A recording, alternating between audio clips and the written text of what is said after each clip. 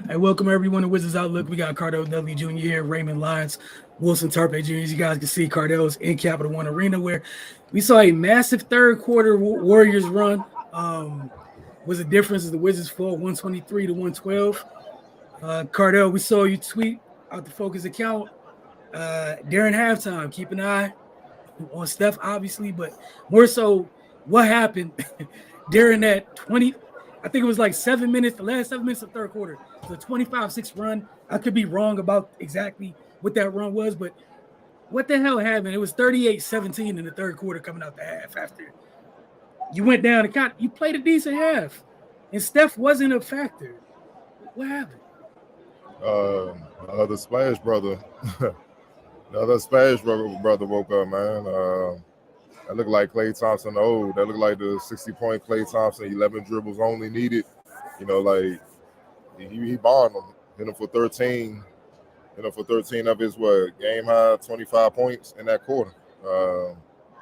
And it wasn't just him, man. The bench production, like I'm getting into that, but in that quarter they outscored the Wizards bench 20-0. Points off turnovers in that quarter, 10-3, Golden State. They that, but that's what the Warriors have done throughout their run when they started coming on strong, pretty much close to a decade ago. Their halftime adjustments are some of the best we've seen in the history of the NBA, man. And when they come out in the third quarter, they come out to kill you, and that's what you saw. They look good, man. They getting healthy. Guys understand their roles, and guys are starting to, get comfortable in those roles, man. You starting to see, a resemblance to what they've been. It's just in a different way. And keep in mind, they did this without Andrew Wiggins, who didn't play today. So that third quarter was all she wrote. They came out and just bombed them. For a stretch, the Wizards tried to hang in there, man, but they couldn't score. And then on the defensive end, they held the Wizards to 28% shooting in that third quarter, 14% from deep. Turned them over 6 times. That's game. We can try to harp on that. That was the game, because it's not like the Wizards are so stout defensively where they can get stops and get themselves back in the game. That wasn't going to happen. So they went on a little mini run in the fourth quarter, quick 10-2 run or whatnot to start the fourth. Kerr brought Curry and all the starters back in, and they regrouped, and they closed out the game. Just, it's business as usual. But I will give the Wizards credit. They did compete. Outside that third quarter where it got ugly, they got a little too happy. It seemed at halftime to be close. They competed, you know what I'm saying? And that's something throughout most of this year they haven't done. Normally it would have been a beat down, you know what I mean? And, I guess on Golden State side, the fans would probably be like, but yeah, it would have been worse if Steph Curry would have shot the ball well. Maybe. Because maybe if he got it going, Klay may not have needed to get it going. You know what I'm saying? We could do all that, but, look, man, the third quarter, man, and it just really exposed the defensive woes of the Wizards that we've been seeing all season, man. It's not really a secret at this point, man. The ball movement. And that's what the Warriors are. If you don't play defense, the Warriors are like the worst team to see, because they're going to stress the hell out you. They're going to move the ball. They're going to continue to move the ball. Guys going to move. They're going to set screens. And then they're going to be stout defensively. Look, Chris Paul only had 9 points, 6 assists, 4 rebounds in 22 minutes. He was a plus 17. He made Jordan Poole's life hell. Jordan Poole got going at first, hit some good shots. I was like, okay, he came ready to play. Chris Paul checked in. You ain't hear from my man like that no more, dog. It was just, he disappeared, bro. 5 for 17, 2 for 8. Gary Payton II, healthy. Another one. He guarding everybody, doing what he do. It don't matter. He guarding 1 through 5, man. It don't even matter. Draymond doing what he do. They starting to put it together at the right time. And if they get momentum, they could be dangerous heading into the playoffs, man. But nonetheless, man, look. I mean, it's not like they were coming in. They coming in off a loss. It's not like they were, killing the world before All-Star break. They started getting a few wins and whatnot. But I like what I'm seeing right now, man. You know what I'm saying? Because as guys get more healthy and stuff, they starting to click. But at the end of the day, man, the Wizards just didn't get enough stops, which has been the thing for this year, and especially in the third quarter. And that's why they took another L. Right. Anything you want to chime in this one? Yeah, it's not much to add, but just to double down on what Cardell said, man, the third quarter told the tale. And it's a shame because, like you said, they competed for the majority of the game outside of that. So they gotta figure out how to limit those stretches that doom them because as we said multiple times, once they get hit, they don't hit back. And that's a dangerous place to be in, where you can't even you can't even form any type of resistance or defense. You got to just solely rely on what you do on the offensive end to keep pace. It's no way you have any control over your destiny like that. So yeah, that's what doomed them tonight, and that's what's doomed them 48 other times this season. So yeah, man, it is what it is. Yeah, and again, to that recurring thing we've been talking about all year, they shot 49.5% from the floor. But it doesn't matter when you gave up. The other team shot 50 from the floor and 45 from deep. Like, you shot 49.5 from the floor. That is good. A lot of teams would take that offensively. That's a productive night offensively. Like, legit productive night offensively. But it means nothing when they shot 45 from three and Steph wasn't Steph. And Cardell, you mentioned the bench points. I already know that it was lopsided as hell. I saw a graphic way through the game. I ended up watching the Warriors broadcast. It's like 51-11 at one point. The bench points was, and I know it was worse by the time the game was over. But as you said, talking about the Warriors round into form, you're seeing those kids find their role. Folks are really getting comfortable, and not just the kids. Some of the vets understanding what life looks like on this side of it right now. Credit to Clay through his journey finding what it is, but we've seen him recently during this win streak kind of get going off the bench a little bit. The rookie up Paz, I can't ever pronounce his whole name correctly. Y'all know what I'm talking about, Paz. I love what he brings to the table for them. That's one of those guys where you spend some time. You can tell he spent some time in school. Understands how to come in and play a role. Him and Trace, they understand how to come in and play a role, and that goes a long way.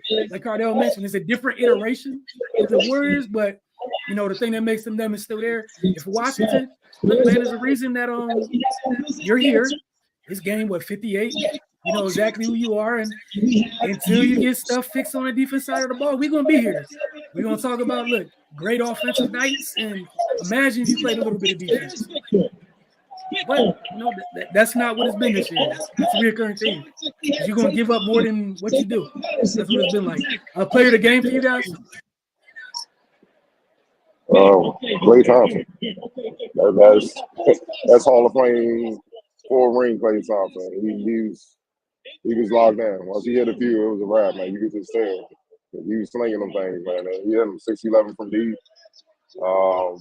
9-16 off the bench. And keep in mind, he did that in 27 minutes. I mean, they didn't like he played like 35, 40 minutes, man. It could have easily been 40 plus, but there was no need, man. So, yeah, he was locked in. Right.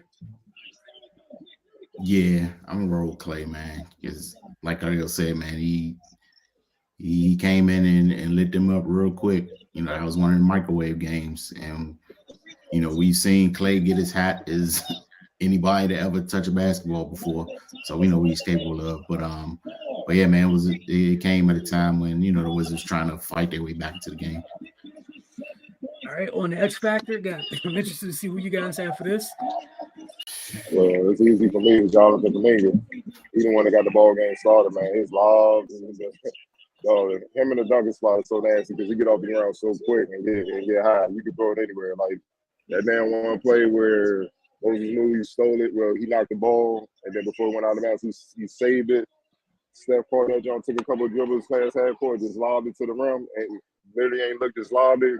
Nigga came and just dunked that jump. I mean, it's that easy. And then that young is so explosive, man. And you can see he's starting to get on the same page with the vets and understand how to play Warriors basketball, man. Defensively, he can switch between 1 through 4. It doesn't matter. Rebound. I mean, he had 21, 6, and 5. And the 5 assists is the most impressive thing because that shows you he's rounding out his game as he gets sharper, as he understands and get on the same page with the vets, man. You know what I'm saying? He understands how to make the reads and stuff like that. And he only had 1 turnover. He was 10 to 13 from the field. 28 minutes. Like, I mean, he got it done, man. And outside of play, he's the most effective player for the Warriors on the floor tonight. Right. Yeah, it was definitely a crowded field, but yeah, I think Kuminga gets the nod. I mean, he's the third guy for the Warriors, and he pretty much nullified what Kuz did, who was at the top of the Wizards scouting report. So I mean, yeah, with that type of production from his position, you know, it puts him in a position to win a game.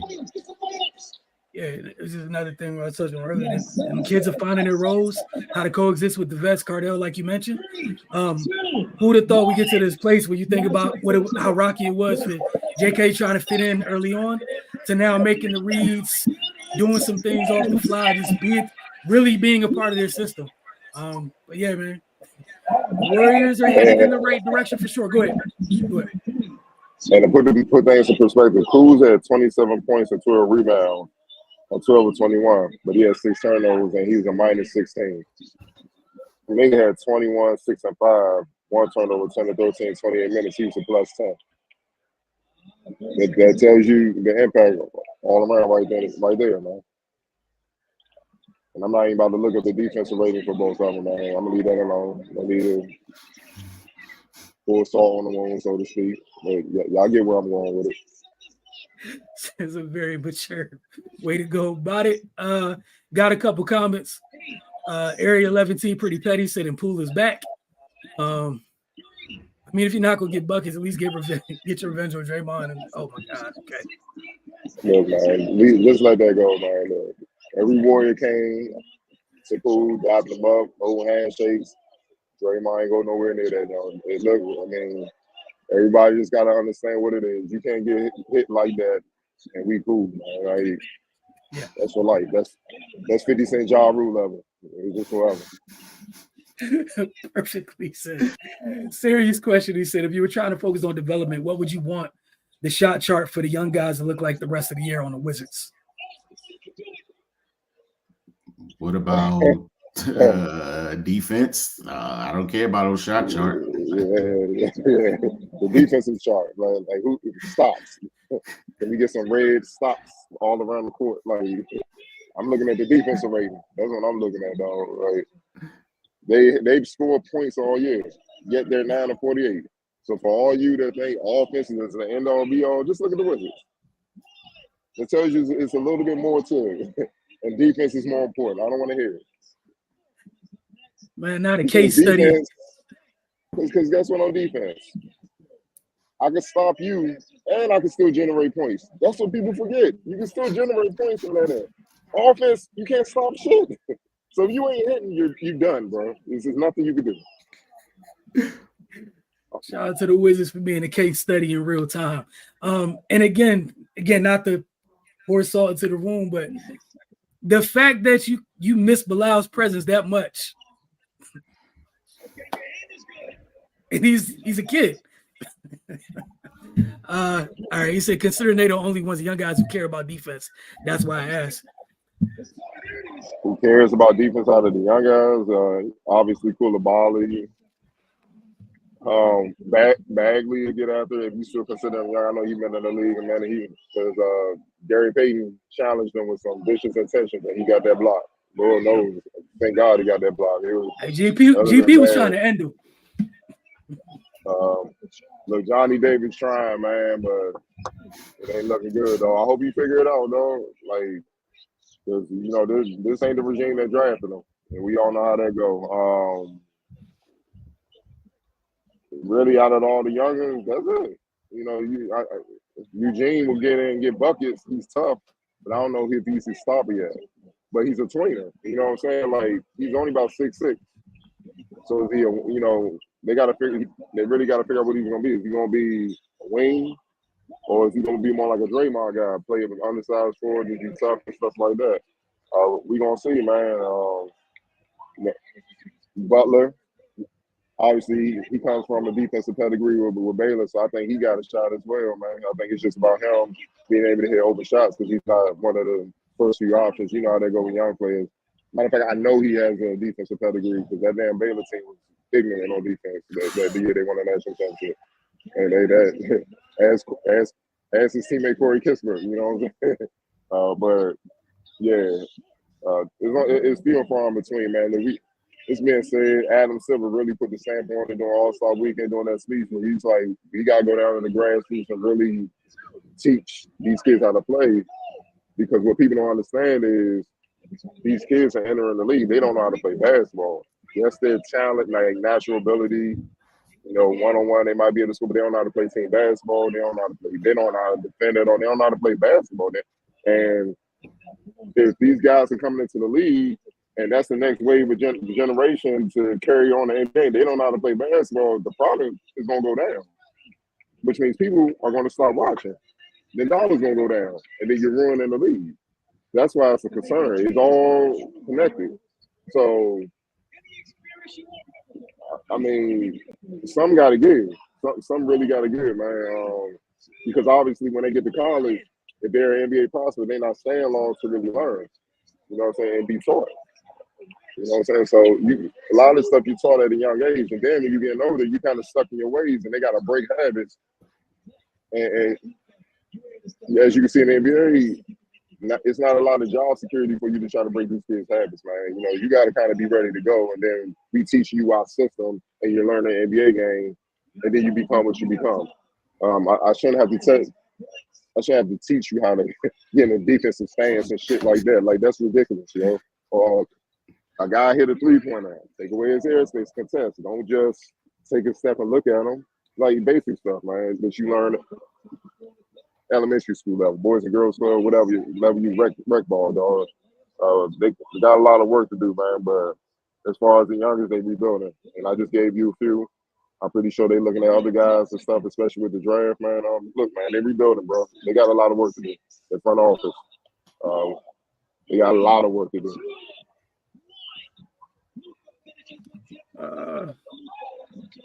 My bad. I'm trying to get this up. All the older vets really don't just want to score. And I consider Denny a young guy still. Yeah, Denny will get out there defensively, but that's what I'm saying. Like, a lot of these older vets probably won't be here much longer. Let's just call it what it is. It's a rebuild. They're keeping them along for right now, but you got to start a youth movement, man. But you got to have the right kind of vets to teach them. That's gonna be patient and teach them, man. You know what I'm saying? So it's tough finding that in the league these days, man, because they move them out. Let's call it what it is. Yeah, vets are almost like dinosaurs at this point. Most of them extinct. There's more vets with podcasts than vets with getting minutes in the league at this point in time, like crazy. But we'll see y'all later this week. They got the Wizards are heading out west. Same building for now until the Clippers, do what they do. But you got Lakers and Clippers this week. And Area 11T just rounded out with Cardell. You answered. That's what I was asking out of young guys. And yeah, again, the shots are irrelevant, man. They got to get stopped. Like, you saw Golden State's depth come in. Yeah, they had a bunch of points, but they went on that run because they got stops. But check this out, Area 11T. Check this out. So look at how advanced the Warriors youngers are compared to the Wizards. And I'm not talking about Kuminga and them guys that kind of been there for a while. I'm talking about the new guys. Look at Pozemski. Yep. Look at Tracy Jackson Davis. Just look at the difference in how they play compared to the youngers on the Wizards. That's because they're in an organization that really develops players well. I know they missed out on a couple of like the Wild and they say, I get it, man. Look, you can't. Certain players just ain't fit. But those guys came in, they're coming in after playing 3-4 years of basketball, college basketball, understanding how to play basketball. And they're making an impact already. And then you're learning from guys that won 4 championships. So, you feel what I'm saying? But the thing is, and I see the comment like, but what people have to understand, when you make that decision to enter the NBA and you get drafted, you're supposed to be pro ready, bro. Like, you're supposed to be ready to go. That's what a lot of youngers, they chasing the money and all that stuff like that. You don't realize, all right, you're going to get a check for a little bit, but how much more value is that for you to know how to play out the gate where you can get a second contract instead of being out of the league in 3 years? You're actually losing money by not being ready. You're just jumping in there because you're hot. You know what I mean? And I understand it, but if you're not willing to work and really become obsessed with this game, you're going to be out the league in 2 years. And yeah, you're a millionaire for a church, but that's not going to carry you for the rest of your life.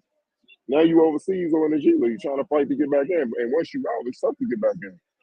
So, look, man, you starting to see that more. Give me the 3 or 4 year college player instead of the one and done guy. Unless he's super talented and his talent will overweigh, we could just teach him or something like that. Give me the guy that's ready to play because these youngers are not ready to go. They just not, man. And they cost you games. And then the thing is, by the time they figure out the league, the people that drafted them are going to be fired. Front office coaching said they're going to be unemployed. And then the new staff going to come in and they're going to look like the geniuses and the smart guy. That's how it goes, man. So, they're like, you ain't getting me fired. I like my job. So, let me get that trip. Pozemski, let me get you. You ready to go. You may not be hot, but you fit our system. And I think that's the widespread change we're seeing. Not only in the pros, but in college too. You want to get people that are ready to go. People can't afford to lose their jobs. It's that simple.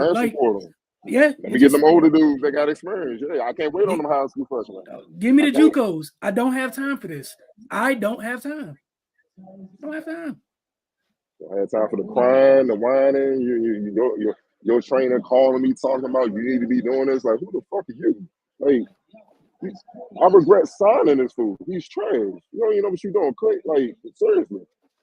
It's a trickle-down effect, man. Like, I don't understand why people not seeing it, man. And I guess the people that's not seeing it are the people, the culprits. They're the ones messing it up. Yeah, I mean, that's the part is you got ground zero. You got to establish a culture. And it starts with finding what's it called? What makes the young players this regime goes out and gets, what makes them wizards under their regime.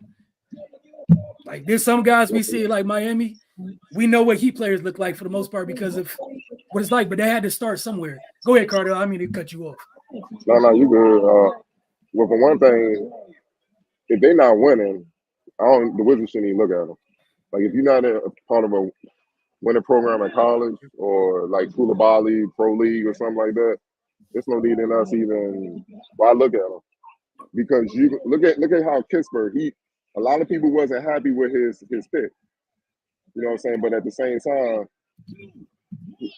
you know what I'm saying? But at the same time, he's growing. He's developing. Remember, he came in just as a shooter, and he was like, the surround Bill. Now he's put it on the floor. He's got better defensively and stuff like that. He's improved. But that comes from him playing at Gonzaga and winning like 100 million games and stuff like that. Man, he's not used to losing. So he gonna be in the lab trying to get better, bro. Like I'm not used to losing. Y'all can be on that. You can see it in Koulibaly already. Like I ain't with them bad habits, dog. I'm playing defense. I'm trying to win. So you got to keep drafting guys like that. And eventually things will turn. Hey, think about it. The team they just played today, Golden State was in that same boat. Start with Steph. You get Clay. You get Draymond. Now you off and running. You off and running, bro. So it can be done. People just gotta be patient.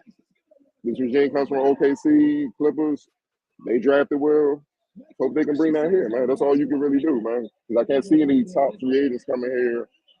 Let's be honest. They probably look at this as a wasteland. Like, bro, I'm not gonna waste like 3 or 4 years of my career and get blamed for us not winning, and that's gonna affect my money. Nah, I'm good. Nah, look, and it just wrapped things up. This is a big build it, and they will come type situation. That's it. But you got to build it. It's that simple. I don't know another way to say it. Okay, I know it's corny. Yeah. Build it and they'll come. Perfect example. Perfect example. Let me get Shaw, trade for Shaw. Let me get Shet. Hey, now they up there. They're in the mix. But it started with getting the quality young fellas. It's that simple, man. So that's why I'm interested with young Corey Bilal. Yeah, and that's what we're gonna get to see the rest of this year with the youngsters. We're gonna find out who's gonna be around to go forward. Who this regime's gonna decide to be the nucleus, right? And that's what this is for you fans. You're gonna find out what the nucleus looks like as the foundation for this regime. That doesn't mean whichever one of these guys is gonna be the guy, what have you, but you got to start somewhere. It's that simple. And the last thing, before we get out of here, this draft is wide open. There's like for sure, like Wembanyama, like, all right, we know he's gonna be number one. It's wide open.